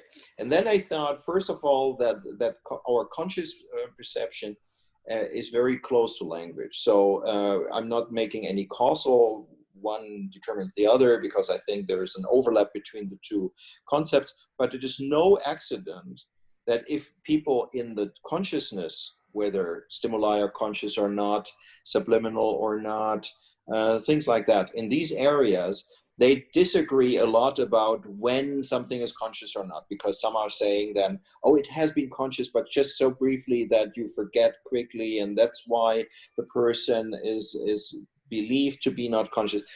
But what most of the people, the researchers, agree on is that if I can report something vocally, verbally, it has been conscious. This is, I think, widely shared and used in the methodology. And I think this is no accident. You could say, oh, this is just an arbitrary coincidence. No, I think it is not, because probably if consciousness, as I would say, always comes too late, it always comes after the fact. So I do stuff and later I realize what I did. And the question, and I theories believe that it works the other way around. It believes that first we are conscious and that's why we are doing things. I don't think so. We do the things we do because we do the things we do. We are the people who we are. And later, consciousness comes in, sets in, and then language is used to tell a story, to tell a narrative, a post-hoc narrative, contextualizing what we do, right? So when I tend to hit people in the face whenever I see them, I think, oh, you know what? I think I'm pretty aggressive, but it's not the consideration of my aggressiveness that makes me do the hitting. It's just a post hoc reasoning that contextualizes and tries to explain that to my fellow citizens, to say, yeah, you know, well, I'm pretty aggressive, and that doesn't really add something if you think about it closely, but it makes the social communication and I try to affect the interpretation of others by providing more context. Whether the context is true or not is a different issue. It is made up because it's post hoc, but at the same time, of course, I have experience with me. I know me for many years, so I'm not naive with respect to me. That's why it is also pretty informed. That doesn't make it causal, but the post hoc story is pretty well informed, I would say. Okay. Now, and this is why we are so vocal. We try to contextualize ourselves. We try to kind of do impression management, right? So I try to, not necessarily always in terms of good or bad. I'm not always try to make the best impression on you, but I try to make a fitting impression. I want you to see me as I think I am. But the mechanisms of how I experience me do not differ from the mechanisms that help allow you to experience me. I perceive what I do, you perceive what I do. It's just that I have more information and a longer history and more knowledge about me. But I'm not closer to myself than you are. And language is, for me, the way to control this, or to control is too strong. I mean, to affect, to model. Model it. Model it, yeah. So we try to combine individual narratives into shared narratives that organizes our mutual understanding and also allows us to predict ourselves better, right? So if once I have told you that I'm aggressive, I'm not always hitting people in the face, but you get the point, then you know what to expect from me. You're better informed than before I told you. And so forth and so on. So, and the sharing also is, which eventually increases trust, understanding, empathy, even with or without the right TPJ. That may be very, very indirect. I'm sorry if I didn't, but that's what let's say, I can associate with respect to this question. The next question is by Vaishnavi. Hello. Hello. Yeah, so my question is that if you're trying to ask or investigate a research question which has been previously asked a lot of times, and your reason for investigating is obviously because you feel that it's insufficiently being investigated so far. Mm-hmm. Yeah. I personally have come across the fact that most paradigms that have been used are very constricted in how you interpret what you find. At the same time, the functionalities of a paradigm. I'll give you an example. So I personally work on visual search, and my question is to understand how we deal with distractors. Now, because visual search has come up with so many theories of how we search, and they are so constrained in a pattern of how we search and what is the consequence of it. For somebody who's starting new like me, it's hard to come up with new insights to investigate the same question. So how do we break out of this loop and like come up with a new perspective? Because if I try to do something extremely crazy, it wouldn't be publishable in the traditional sense. Yeah. I want to do, since my PhD student, I wanted to do something extremely crazy, and let us see if the post-COVID world, with all its empathy, would allow that. Don't be afraid, nevertheless. Yeah. Yeah. I mean, again, I think there is no foolproof method. Otherwise, there would have been a book that is a bestseller, and people would buy that and then know. But I actually started the same way. I started for some complicated and not so interesting reasons with stimulus response compatibility, and then ended up with the Simon task, which is really the opposite of something really creative and interesting and so forth. It's really boring looking. And it was very hard to believe that one can make something novel out of this. And I think what was a good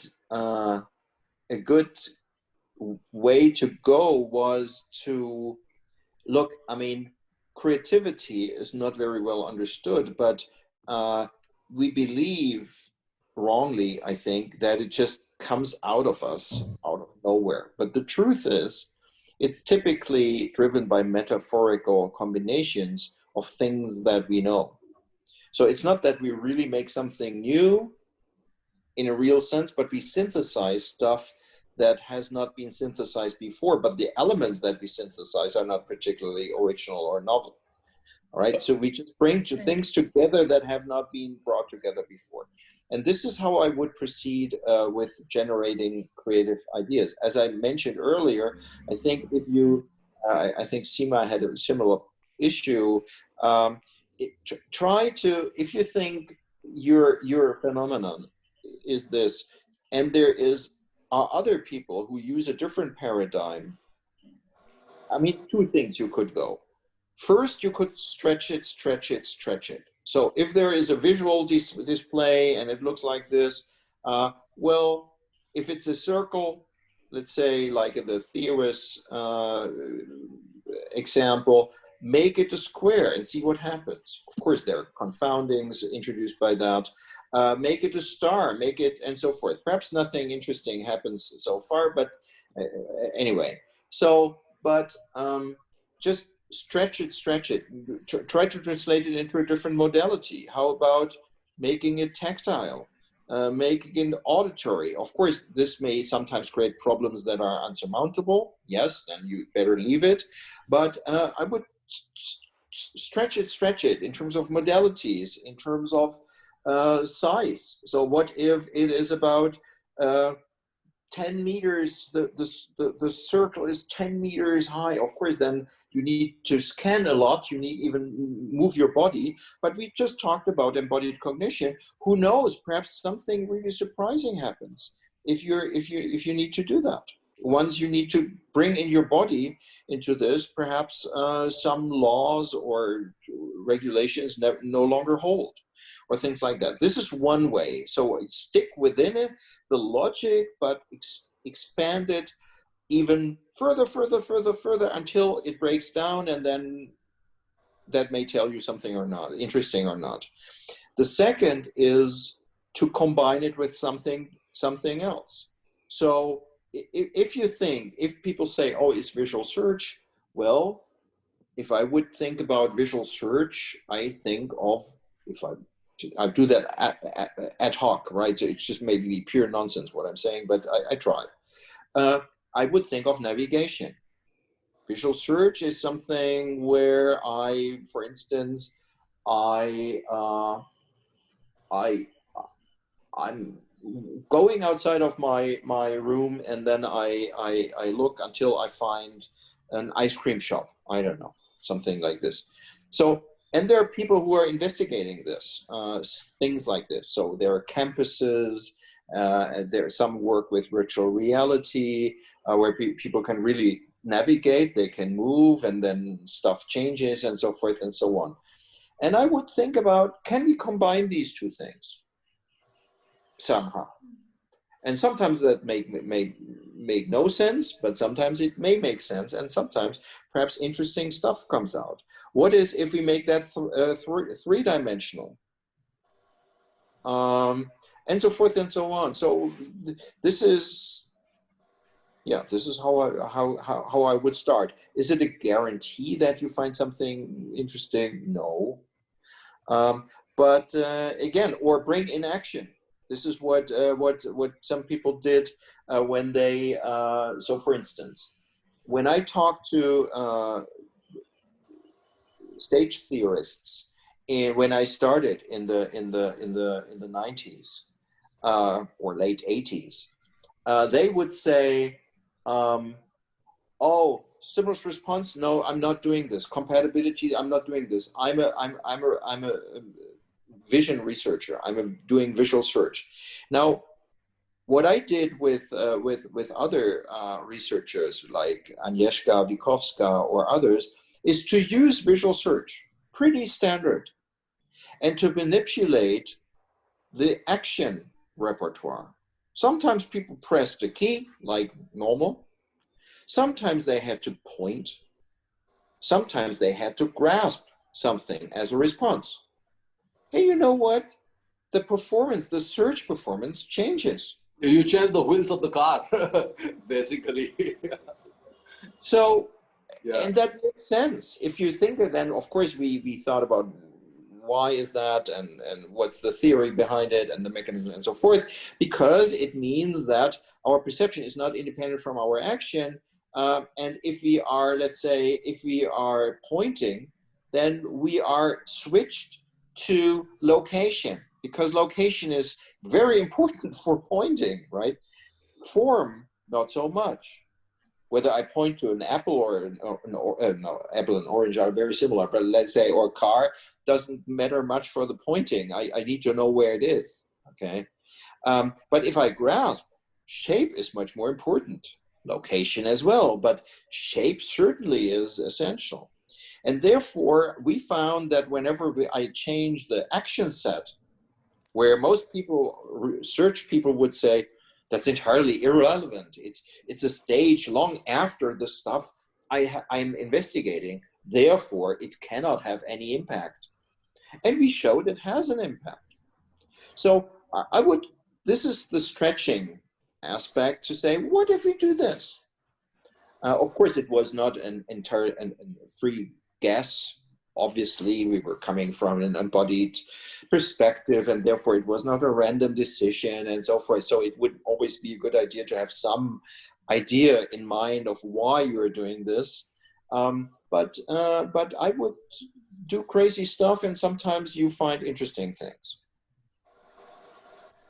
Okay. Thank you. That gives me some hope. In the end, you need, every one of us needs to explain the entire world. And try to take that challenge on board. Right. Thank you. Thank you so much for answering my question. Good luck. Okay, so we have one final question by Yeah. Sneha. Now my expectation is high if this is the final question. Just go ahead. It is by Sneha, who's once again a master student in the center and also doing her thesis with us, in our lab. So she's asking, considering that it will take a long time or a big change for us to understand how the mind works, can cognitive science be applied to education to make significant progress? It actually is. We're in the process of that. I mean, I don't know how familiar everyone is with that literature, but I was also surprised, and that happened when I was going, I think it was about 8 years ago or something. I went to a Dutch conference and saw an invited speaker who happened to be Hal Pashler, the guy who was doing the dual task stuff that I showed you. And he was presenting a talk on education. I said, what? Our relationship is not super wonderful, respectful, but that's about it. But yet, when he came along, I said, well, hi, Hal, good to see you. And then I said, that talk was surprisingly interesting. And then he smiled and knew. So it wasn't meant to be an insult, but what I meant was that it was unexpected. The topic was unexpected, and because I typically knew all that dual task stuff, and so that would not have been surprising to me and so forth. This is what I meant. It was a kind of teasing thing. But then he said, yeah, I know what you mean. And he was also kind of by accident stumbling into this. And there is, in the US, there have been a few, not too many, but there has been a movement where we say, look, isn't it crazy that if we are heavily taxing and testing our students' performance, not during the examination. I mean, everyone knows how that works, okay? You do exams and you try to perform well and so forth. But if we look what is left, let's say if we test after 3 years, almost everything is gone. There's hardly anything left from all these examinations. And the same goes for school. Isn't that horrible that we spend all these billions and billions of money, taxpayers' money, to do schooling and universities, and then people are just acquiring the knowledge for about 1 month, and then it's gone. What is that good for? Of course, our hope is that it's not 100% that is gone, but let's say only 90%. But I think we're close to the truth. And that's why these guys started to say, okay, let's be more serious, not too abstract and not too academic about, we should have all the knowledge. We should have memory research, attention research, embodiment, everything. Shouldn't we be able to use that to make our educational system better? And I'm not saying that they succeeded on all counts. I'm not saying that the memory research, I'm overly excited about the state of our memory research. That most of the tests are pretty useless, I think. Anyway, have very little to do with reality, but that can again be a good feedback to see, oh, it's not in a good state. That means that we should make change. the type. We should make it more realistic. This is what James Gibson said. He said, we can do better perception research if we become more realistic, if we consider how the real world works outside of the lab. That doesn't mean that we should give up control. Experimental control is really important. This is an essential aspect of our research, but we can go into this direction a little bit more. We can become more realistic, even in the lab. Think of virtual reality that even would allow you to do experimental control outside of the lab, or at least in a bigger lab, let's say, where people can move and do interesting stuff. So in that sense, I'm not saying that all the knowledge that we have is incredibly useful for improving our educational system, but there must be at least some. And the process of trying to extract it and the failure in some cases to find something useful is a good feedback for the research as well. So trying is good, either because you find something or because you can tell others that you didn't. Both cases are important. And for that reason, I wouldn't be too pessimistic. But it is certainly true that, I mean, if you ask me, almost all of our education is just not very important.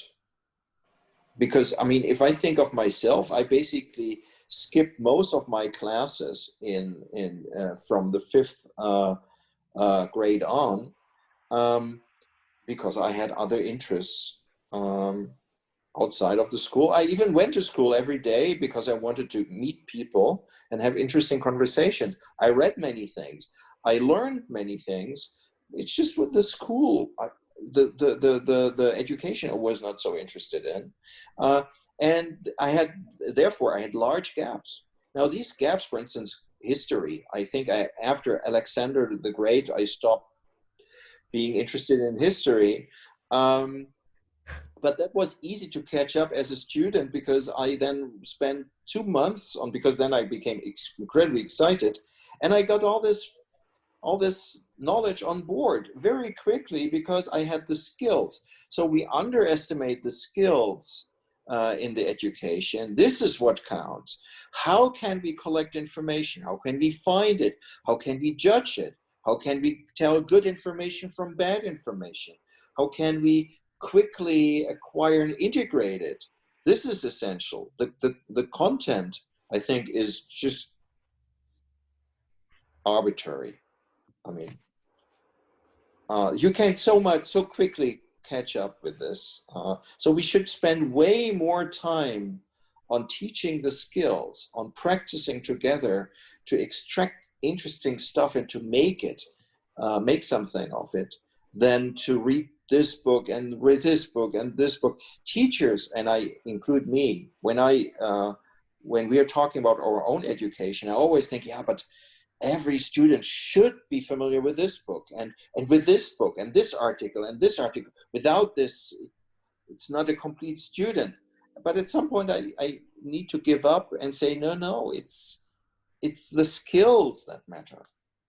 So I think our educational system should be entirely different, but yeah, we should do that on a scientific basis and experimentally so that we can test our assumptions in a regular fashion, which we typically don't do. Okay, there are more questions, but I think we really are running out of time. So yeah, I guess that's it. So you're muted, Professor Mishra. Yeah, I think we could, Ajay said, many questions obviously would be generated considering the way Bernhard has very presently answered and has elaborated. We're very happy and thankful for the time he has taken. Thank you. We hope that maybe some other time we would have a chance to encounter him on some other more interesting issue. So considering that we are running out of, I'm not running out, essentially it has become more than 2 hours, and that's, so this is also afternoon time in India and people must have had their lunch, and so that's why, I must confess, I'm not drowsy, but a little bit of that haziness is Yeah, some processing is also sometimes good. So, but the kind of explanations and even many of the questions were fantastic, and I'm very happy that people are taking very deep interest, and that's one of our aim is to really make people come and speak out, and then this science will grow in India. It's not some building that we are interested in. Obviously, the government is there to take care of the building, water, light, but it is us that would create the environment in terms of the right kind of psychology. And many of them are students, and they're going to take up studies and then positions. So I think I would like to thank again for taking time in the strange times we are. And I thank all the audience that have taken their time as well, patiently. Yes, me too. Thanks to everyone who spent the time. Students who have been helping us to organize it. Even the online things they're not easy to, like we have problems in the real world setting up of conferences. We have issues here, but I think it has gone very well, and yes. It's recorded, and it would be put on the university's YouTube channel, which would be there forever for people to come in and comment, and a link would be sent to Bernhard so that if he wants, he can engage with them there as well. And we are getting comments there also. Many people who are not participating here would see it there, and then they engage with it. So it's on the university's own official YouTube channel, all these recorded talks. So we're very happy, and I'm also thanking the PRO of the university who takes, and his team, great effort in making all this directly edited, and students who are helping out. So it's a very combined effort. So I think with these words, I would thank everyone, and look forward to the next talk by 1 minute by Elaine Bialystok, a very well-known name in the field of bilingualism and cognitive psychology. Greetings from my side. I know her well. I know. And when I was growing up in bilingualism, your and Colzato's paper and her work and many of these were shaping my thoughts 10 years ago or 12 years ago. So we will have her, and then the other people, Nancy Canwisher from MIT later on. So I think it's going well, and I'm happy and thankful to everyone who are cooperating. So thank you all, and I hope that all of you are doing well wherever you are. And this kind of exchanges, because we are scholars, so we need this as the fuel. Masks are fine, but we need that kind of stimulation, and I think it's working well, and we would keep on continuing it. Thank you all. So thank you. Bye bye. Thank you.